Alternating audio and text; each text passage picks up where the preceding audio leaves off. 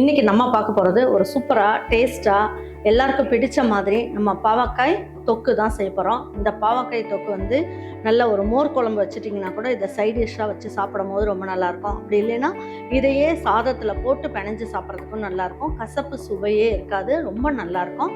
வாங்க இதை எப்படி ஈஸியாகவும் நல்ல டேஸ்ட்டாக எப்படி செய்யலாம் அப்படிங்கிறத வீடியோக்குள்ளே போய் பார்க்கலாம். பாருங்க, இப்போ நம்ம கிட்ட இருக்க மசாலா பொருட்கள், அதுக்கப்புறம் சத்து மாவு வெரைட்டிஸ், அதுக்கப்புறம் வத்தல் வடகம் எல்லாத்துக்குமே இப்போ வந்து சம்மர் ஆஃபர் போட்டிருக்கோம். 700 ரூபாய்க்கு மேல வாங்குறவங்களுக்கு 5% டிஸ்கவுண்ட்டும் 1/4 கிலோ அளவுக்கு கோதுமை மாவும் ஃப்ரீ. 1500 ரூபாய்க்கு மேல வாங்குறவங்களுக்கு 10% டிஸ்கவுண்ட்டும் அதோட சேர்த்து 1/2 கிலோ அளவுக்கு கோதுமை மாவு ஃப்ரீயா கொடுக்குறோம். 3000க்கு மேல வாங்குறவங்களுக்கு 20% டிஸ்கவுண்டோட சேர்த்து உங்களுக்கு 3/4 கிலோ கோதுமை மாவு ஃப்ரீ. 5000க்கு மேல வாங்குறவங்களுக்கு 30% டிஸ்கவுண்ட்டும் அதோட சேர்த்து 1 கிலோ அளவுக்கு கோதுமை மாவு ஃப்ரீயா நம்ம கிட்ட கிடைக்குது.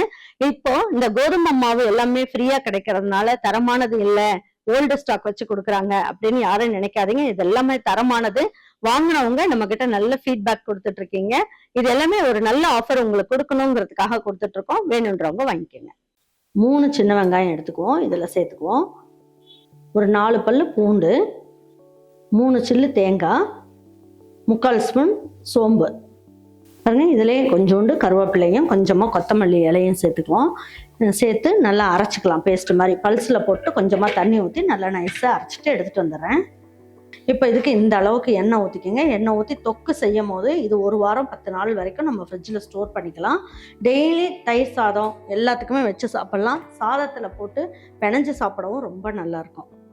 இப்போ இந்த நேரத்தில் நம்ம என்ன பண்ணலாம் அப்படின்னு பார்த்தீங்கன்னா, ஒரு 1/2 ஸ்பூன் அளவுக்கு கடுகு சேர்த்துக்கலாம். உளுந்தம்பருப்பு 1 ஸ்பூன் அளவுக்கு சேர்த்துக்குவோம்.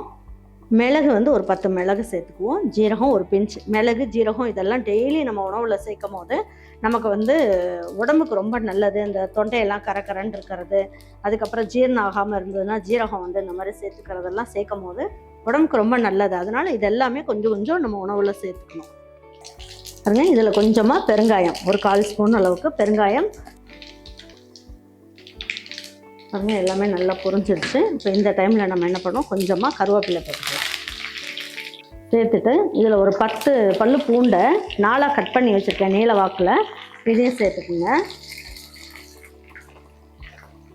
சேர்த்துட்டு பெரிய வெங்காயம் ஒரு 2 பெரிய வெங்காயம் இதையும் சேர்த்துக்கலாம்.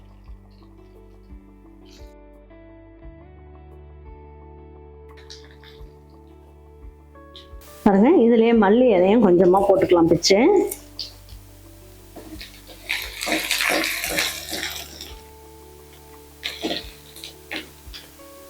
இந்த தொக்குக்கு தேவையான அளவுக்கு உப்பையும் சேர்த்துக்குவோம். பாருங்க, ஒரு 1/4 ஸ்பூனோட கம்மியா மஞ்சள் தூள் சேர்த்துக்கலாம்.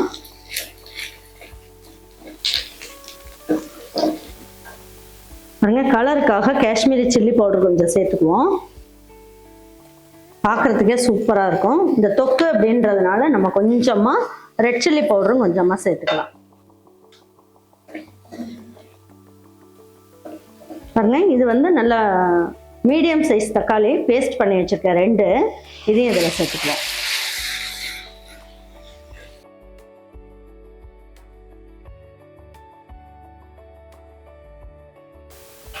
எல்லாமே நல்லா வதங்கிடுச்சு. வெங்காயம் எல்லாம் ஊற்றின எண்ணெய் ஃபுல்லாகவே பிரிஞ்சு வந்துருச்சு.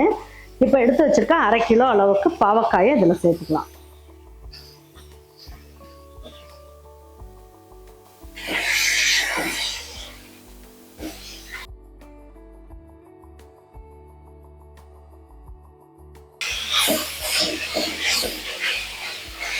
பாருங்க, இப்போ இதுக்கு தண்ணியெல்லாம் எதுவும் ஊற்ற வேண்டாம்.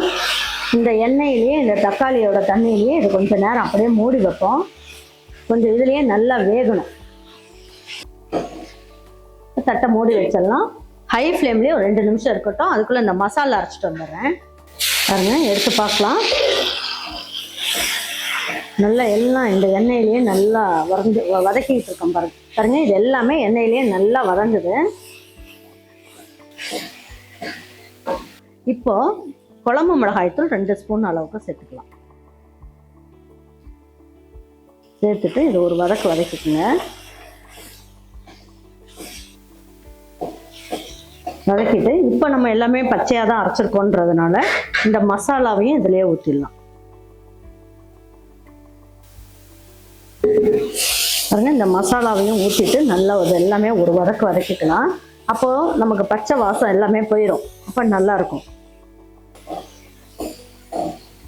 இப்போ இந்த மிக்சியில் வந்து மசாலா ஊற்றி இருக்கிறதுனால கொஞ்சமாக தண்ணி ஊற்றிக்கலாம். எல்லாம் வேகணும் இல்லையா, அதுக்காக இந்த அளவுக்கு தண்ணி ஊற்றி நல்லா வேகட்டும். பாருங்க, வேகும் போது இதில் வந்து நான் என்ன பண்ணியிருக்கேன், ஒரு பெரிய நெல்லிக்காயில் அரை சைஸ் அளவுக்கு புளி எடுத்து கரைச்சி வடிகட்டி எடுத்து வச்சுருக்கேன். இந்த புளி தண்ணியும் இதில் சேர்த்துக்கலாம். அப்போ தொக்கு வந்து கெட்டு போகாமல் இருக்கும். அதுக்காக இப்போ இது வேகிறதுக்கு தேவையான அளவுக்கு தண்ணியும் இப்போயே ஊற்றிடலாம்.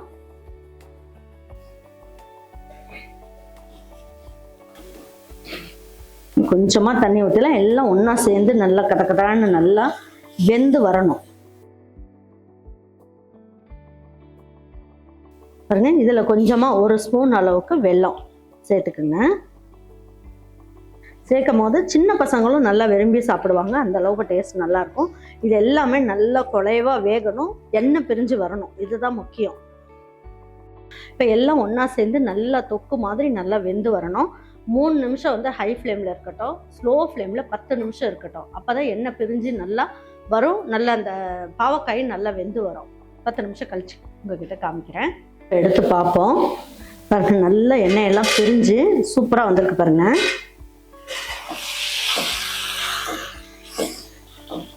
இதில் பாவக்காயும் வெந்திருக்கும். எல்லா அதாவது நம்ம போட்டிருக்க வெல்லம், புளிப்பு, காரம் எல்லாமே நல்லா இதில் எல்லா இடத்துலையுமே உரைச்சி சூப்பராக இருக்கும். இன்னும் 2 நிமிஷம் மட்டும் இருக்கட்டும்.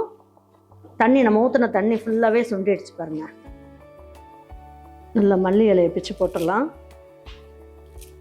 நல்லா கருவேப்பிலையும் பிச்சு போட்டு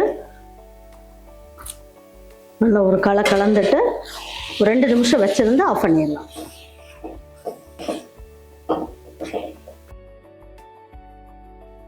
ஒரு 2 நிமிஷம் மட்டும் அப்படியே இருக்கணும். பாருங்க, எண்ணெய் எல்லாமே நல்லா பிரிஞ்சு வந்துருச்சு. இப்போ எடுத்து வச்சு பரிமாறிக்கலாம்.